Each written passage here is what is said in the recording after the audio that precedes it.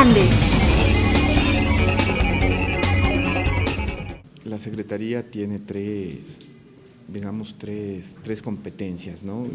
Por un lado, investigar y denunciar posibles hechos de corrupción y por otro lado, trabajar en lo que es la prevención de la corrupción. Se ha diseñado un plan nacional de lucha contra la corrupción, hemos trabajado en campañas educativas en colegios y en escuelas, en relación a generar espacios de reflexión sobre lo que significa la ética, la transparencia, ¿sí? Hemos avanzado también en el diseño de una campaña sobre lo que va a significar el incidir en la transformación de patrones socioculturales que nos permitan ir desnaturalizando el hecho de la corrupción, ir generando coherencia en el ciudadano, en la ciudadana, entre el actuar y el decir, ¿no? Como ciudadanos, como ciudadanas, a veces cumplimos, a veces no cumplimos.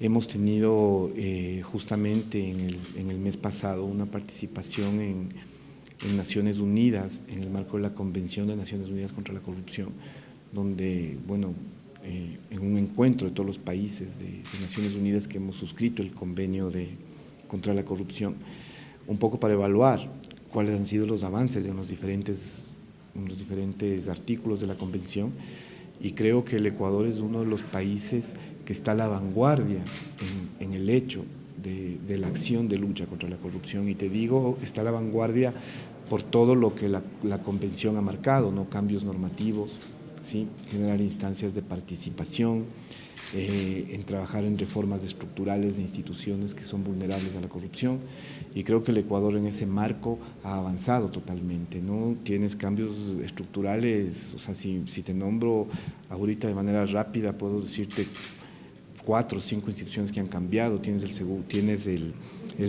registro civil, tienes Ferrocarriles del Ecuador, tienes Correos del Ecuador, tienes el Instituto Nacional de Compras Públicas, que no solo ha cambiado, se ha generado con este gobierno, tienes el Servicio de Rentas Internas, tienes una transformación que se va dando en aduanas, poco a poco se va consolidando.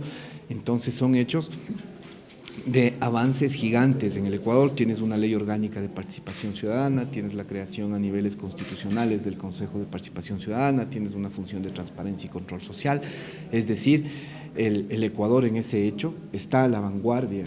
O sea, la corrupción no ha nacido del 2007 a la fecha, desde 2007 para atrás la corrupción ha sido hechos y actos totalmente naturales, ¿sí? Lo que decía, el hecho de antes la extorsión era para que se les financien campañas electorales, ¿sí? Esos cambios profundos y radicales de la normativa que te permiten que no exista aporte, que no exista aporte privado y que sea el Estado el que aporte una campaña electoral, solamente ese cambio normativo te marca un hecho de transformación ya en un principio de la contratación pública, por ejemplo, ¿no? Entonces es necesario ver el para atrás y el ver lo que hemos hecho para adelante. En estos 6 meses que llevamos de gestión en la Secretaría, creo que tenemos varios casos que han sido importantes en lo que ha sido el control, lo que decía, ¿no? Estar atrás de ciertos procesos de contratación pública e impedir que el hecho se consuma. Por ejemplo, hemos tenido investigaciones en relación al Ministerio de Salud. En los hospitales existen funcionarios del Ministerio básicamente el Hospital Bacortiz, detenidos, ¿sí?, por hechos de corrupción en sus hospitales. Tenemos el tema de las empresas que cobraban el vuelto de banano. También tenemos empresas en proceso de ser sancionadas y retiradas sus permisos. También tenemos el caso de la Comisión de Tránsito de la SUAY, tenemos caso también relacionado a los comisarios de salud, y específicamente un comisario de salud en la provincia de la SUAY. Tienes uno de los casos que es quizá los más fuertes, que tiene que ver con el Banco Nacional de Fomento, ¿no? Toda una investigación realizada alrededor del Banco Nacional de Fomento, y tenemos ahorita una gama de investigaciones que van a empezar a salir desde la próxima semana. En este periodo tenemos todos los que te dije, las personas que están detenidas están en procesos judiciales. Hay 2 personas que en este año han sido sentenciadas.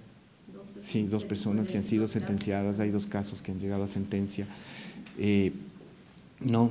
Uno en la provincia de Pichincha, otro en la provincia del Chimborazo, que han llegado a tener sentencia. estamos atrás de todos los otros casos, llevando los procesos judiciales en lo que tiene que ver el mismo tema extranjería, las visas de los cubanos, el tema del exministro Carrión, ¿sí?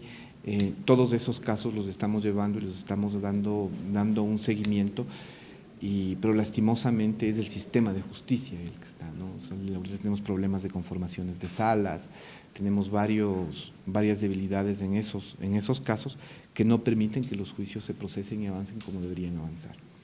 Creo que el Banco Nacional de Fomento es uno de esos, la Agencia Nacional de Tránsito es otro de esos, los procesos de contratación en el tema petrolero son otros de los casos que hay que intervenir de manera también para generar transparencia en esos procesos de contratación. Entonces son la agenda que estamos llevando para realmente lograr que los procesos de contratación sean de manera transparente, ¿no? Y el otro hecho también es el hecho de la contratación pública, sobre todo en infraestructura. El portal es un mecanismo de contratación, ¿sí? Entonces, ese mecanismo de contratación lo que te presta es una herramienta para que contrates y para que tu proceso de contratación lo hagas totalmente público. Ese es el rol que juega el portal de compras públicas, ¿no? Que juega como mecanismo, ¿sí? El hecho que se está trabajando y que lo está trabajando directamente el INCOP y estamos coordinando algunas acciones, es algunas características que te permiten generar discrecionalidad, como por ejemplo en cómo calificas experiencia cuando pones un rango de 0 a 10 puntos, ¿sí? Cómo calificas la metodología si pones un rango de 0 a 10 puntos o de 0 a 15 puntos. Entonces esos son los rangos que te pueden generar algún tipo de discrecionalidad y en eso está trabajando justamente el INCOP para ir cerrando esas discrecionalidades y te permitan a través de esos, solamente de esos dos rubros, por ejemplo, poder direccionar o decidir quién es el adjudicatario del contrato. Bueno, las reformas en sí, en su conjunto, van relacionadas a consolidar un sistema de transparencia en los procesos de contratación pública, hacia allá están direccionados los procesos, lo está discutiendo ahora la Asamblea Nacional a partir de una propuesta llevada desde el Ejecutivo y es la Asamblea la que está discutiendo las reformas a la Ley de Contratación Pública, ¿no?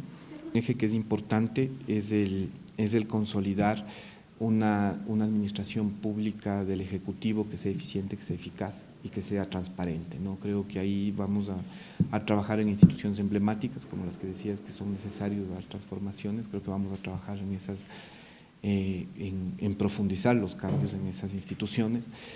Por otro lado, tú tienes el hecho de consolidar una participación ciudadana para profundizar el control social, el consolidar una relación público-privada es importante, creo que es importante avanzar a la construcción de una empresa privada con un sello de ética, ¿sí? Es decir, una empresa privada que tampoco tenga discrecionalidades en lo que significa la tributación, que no tenga discrecionalidades en poder direccionar recursos.